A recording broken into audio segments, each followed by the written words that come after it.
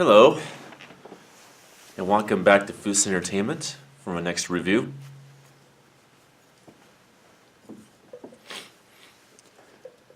My next review is Friday the 13th Part 7, A New Blood.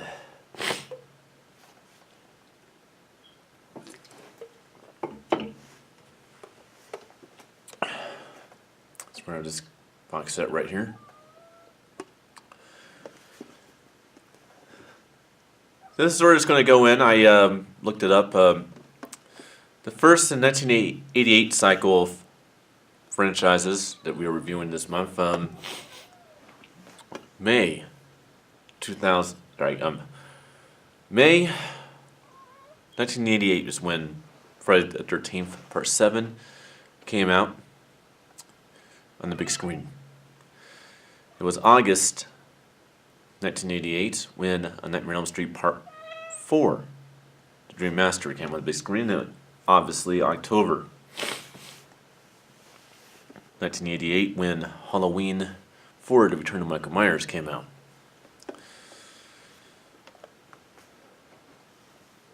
And just to heads up on this box set, you might want to get a nice good if you can still find this. But this has that stupid cardboard insert thing which I showed in the unveiling of the box set during the first Friday the 13th movie review. I found that I actually had to take the disc out of the player on quite a few of these discs and then clean it with actual cleaner and use a lot of non-streaking and all that stuff and getting all that residue off. Because Blu-rays are scratch proof, but if you go ahead and get anything on it, it can sometimes make it difficult for the disc to be read. Just a little heads up on that. Maintenance. Well, I'm actually surprised. I remember hating the shit out of this movie. I remember hating this movie. Come on, guys. Yeah, just play nice. I remember hating the shit out of this movie because it just seemed not to be such a great movie. But I can say that my opinion has actually changed. My opinion has actually changed when it comes to this movie. I actually do not hate this movie anymore. I feel that the film definitely has a lot more to offer than I originally anticipated. Well, what I like about the movie is that the concept of the movie is cool. And also what I like about the movie is I thought that every character in this movie was annoying. And I always had it play against me, against the tide. That now, I cannot understand why they have to be annoying. That way you get a sense of satisfaction when you see Jason kill all of these annoying characters.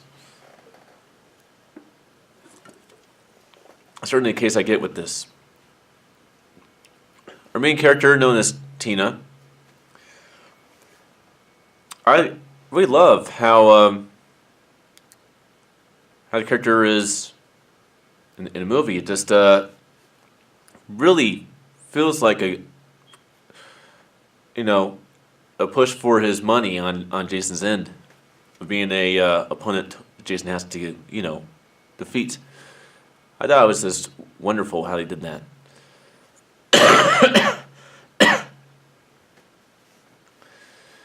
Some of their characters are actually not that bad. The vast majority of the characters in the movie are still very annoying and very hard to relate to and watch. So, no tears from me when I see Jason devour every one of them. But this has what I consider to be the most reasons for Jason to kill these victims within one movie. I mean, he kills one for wearing too much makeup.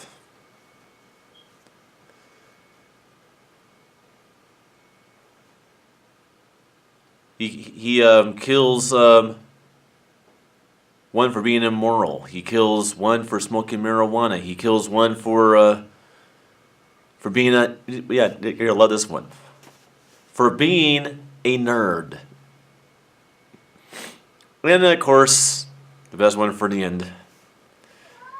He kills a stuck-up, I'm better than everybody else because I'm hot and everybody else is not, preppy, dizzy bitch that everybody wants to get killed off in the movie from the beginning to the end, which would be the character of Melissa. And it's just, lots of reasons within one movie. Of course, my favorite is when he kills the psychiatrist that's actually helping our main character Tina. We're at the movie, or at least we think he's actually the villain. We get a lot of satisfaction when Jason kills him.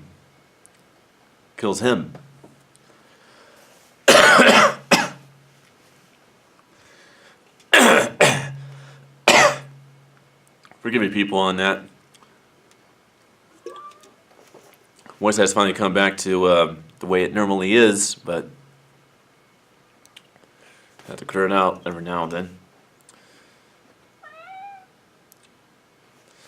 Certainly feel like I sound better. Well, let's go on to the premise of the movie because we're running a little bit low on time, although there's not really a time limit. But I'll try to keep these at 15 minutes long because it's fast and it's sweet and you can get it on the internet faster. All right, premise of the movie. Taking place roughly 10 years after the events of Friday the 13th, Part 6, Jason Lives. We find that a family has also lived in, wants to come to a lake, Grimcrest Lake a lot throughout the years. And the dad was a abusive alcoholic. The mom was your typical, innocent, like mom. Doesn't do anything about anything until it's too late. The cat was trying to knock over the tripod. And you have a daughter who is troubled because she has telekinesis and psychological issues. Probably brought on by all the abuse in the family. Well, after her dad beats up her mom, she runs through the lake. Dad goes after her, tries to comfort her. She's like, I hate you, I wish you were dead. And then these are telekinesis powers and throws him into the lake, kills him by an accident. And then we jump to 12 years later. 12 years later, which will be 10 years after the events of Part 6. And the events then in which she accidentally killed her father took place 2 years before the events of Part 6. Give you guys a little bit of a timeline there.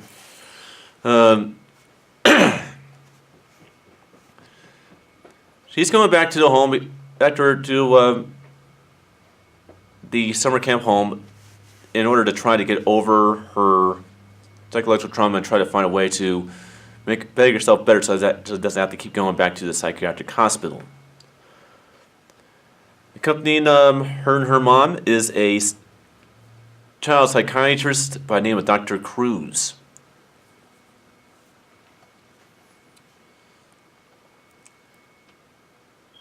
And you can tell right away this guy is not trustworthy. And we'll get back to him in a minute.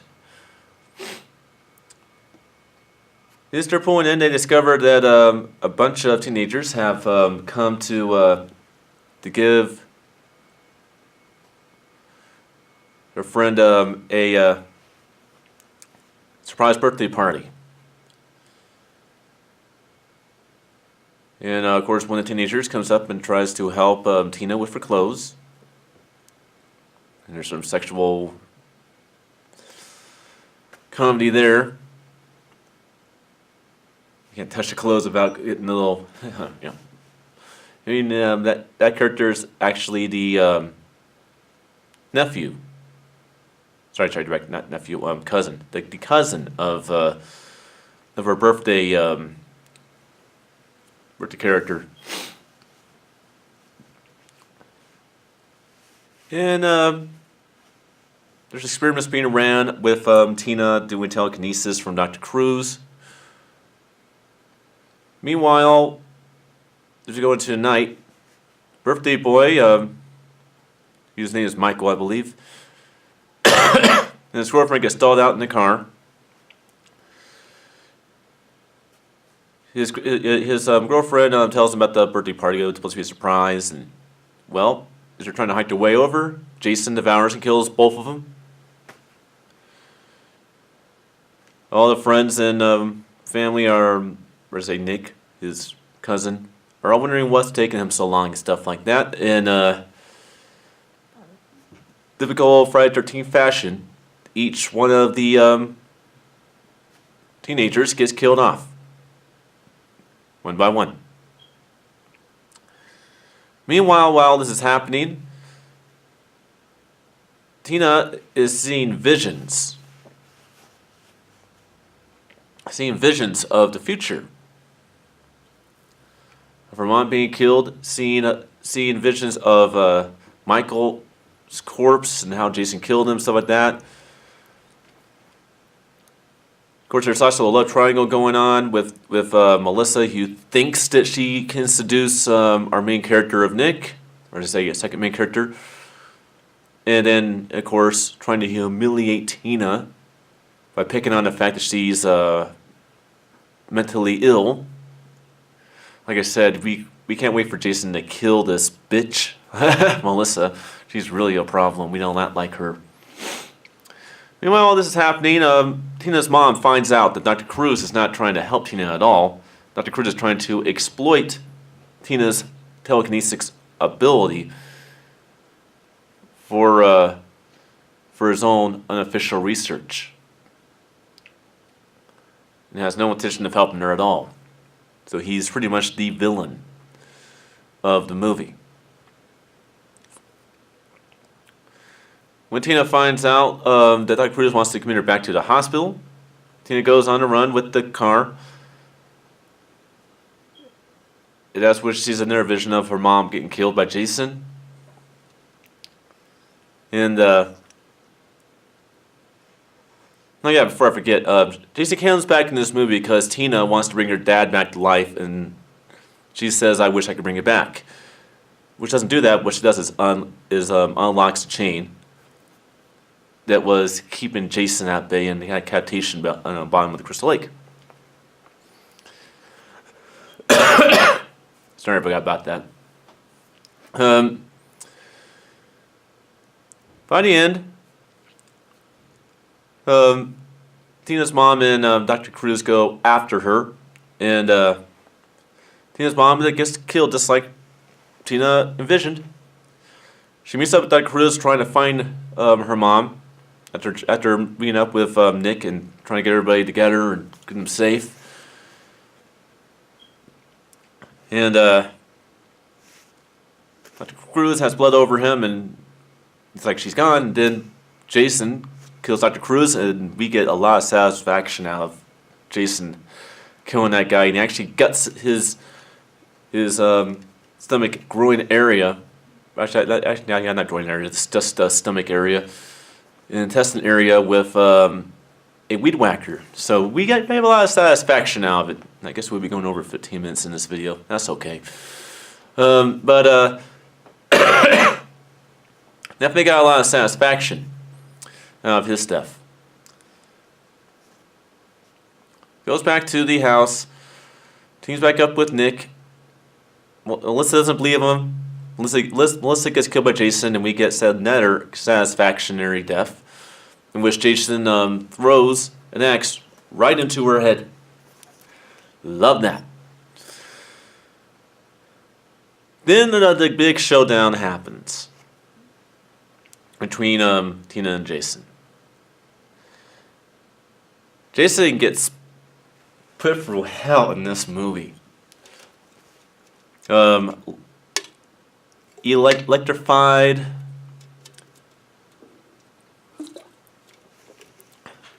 Yeah, electrified. Thrown down the stairs into a staircase, going into a basement, being set on fire. Having his hockey mask used as a means to squeeze into his head and put pressure to his head to try to get his head to break off. Tina does a lot of stuff to Jason in this movie.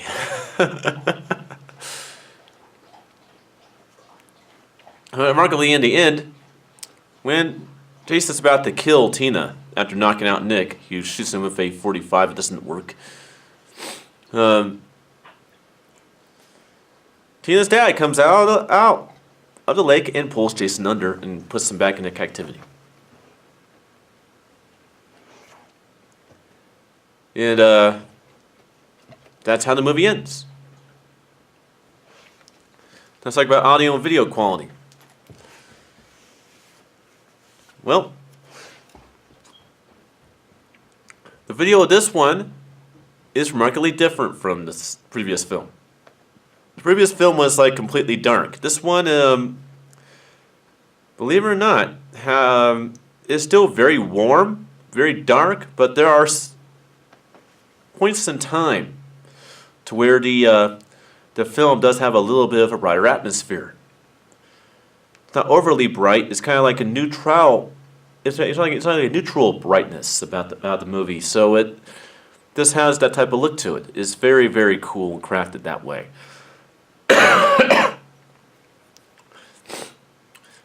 So I actually do like the color templates that he used in this one.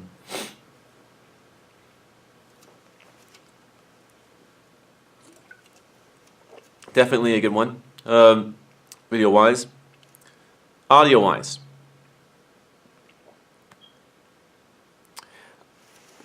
Now, last night I discovered something that was actually interesting. And this relates to the next review as well. I never really gave much thought to the original theatrical sound sources of these movies in the 80s. Is there a difference between Ultra Stereo in select theaters and Dolby Stereo Surround, or Dolby Stereo in select theaters? I never really thought there really was. There is quite a bit of a difference. Which is my theory about why the 5.1 DTS HD Master Audio track in Part 7 is so flat. Granted, there's some pretty good surround effects in there, but this seems flat to me. Seems like it could have been a whole lot better. I just feel like Part 6, 5, and 4 with those DTS HD Master Audio tracks were just simply better than this one.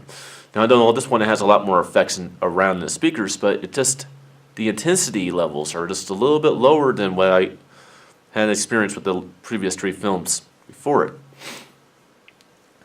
It didn't hit me. Well, Ultra Stereo versus Dolby Stereo. Now I know there's a difference. Sorry about that. The cat clawed me on not intentionally, but on my leg. So, but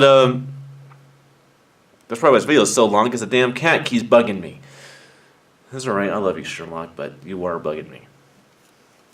But I think I found a difference. I think that Ultra Stereo just has too much of a neutrality thing about it. I think that it gets much more dramatic and much more directional and all with Dolby Stereo, because we get our first Nightmare on Elm Street movie that I watched after Friday the 13th Part 7, The New Blood, that actually was preceded with surround sound capabilities during its theatrical release. And that movie had insane dramatic fucking sound when it comes to surround.